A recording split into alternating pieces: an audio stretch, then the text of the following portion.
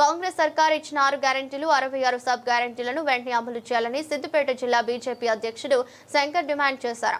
మహిళలకు 2500 రూపాయలు ఇవ్వాలని, కళ్యాణ లక్ష్మి స్కీమ్ లో భాగంగా తులం బంగారం అందజేయాలన్నారు. హామీలను అమలు చేయడంలో రాష్ట్ర సర్కార్ పూర్తిగా విఫలమైందని విమర్శించారు.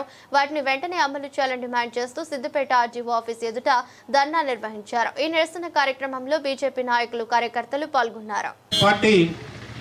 కల్లబొల్లి మాటలు చెప్పి అమలు కాని హామీల పేరు మీద 6 గ్యారంటీలు 66 సబ్ గ్యారంటీలు 420 హామీల మీద ఇలా గట్టెనెక్కి ఇలా 20 నెలలు గడుస్తూ ఉన్నది.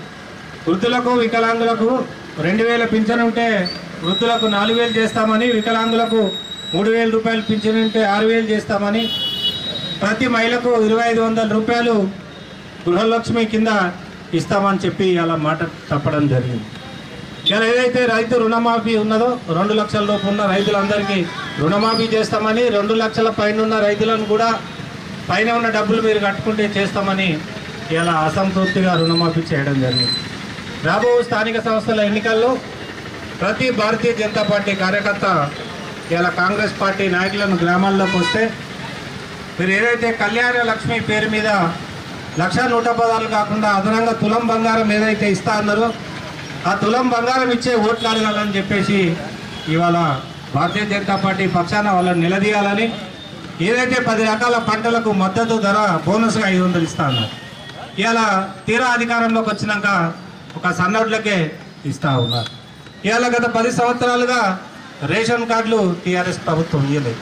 మేము వచ్చిన తర్వాత రేషన్ కార్డులు ఇస్తా అని చెప్పేసి రేషన్ కార్డులు ఇస్తూ ఉన్నారు. అయ్యా రేవంత్ రెడ్డి గారు, నువ్వు రేషన్ కార్డు ఇస్తే ఆ రేషన్ కార్డుకి ఇచ్చే బియ్యం కేంద్ర ప్రభుత్వాన్ని, అంటే కేంద్రం బియ్యం ఇస్తే ఏదైతే రేషన్ కార్డు హోల్డర్ ఉన్నాడో ఆయన మీ సేవ పోయి 100 రూపాయలు కడితే 50 రూపాయలతో కార్డు తయారవుతుంది. 50 రూపాయలు మిగిలించుకుంటున్నాం. బియ్యం మేమే ఇస్తాం. మరి నీ గొప్పతనం ఏమున్నది దాంట్లో అని చెప్పేసి మన ప్రతి కార్యకర్త ఇవాళ గ్రామాల్లో నిలదీస్తూ ఉంటాడు.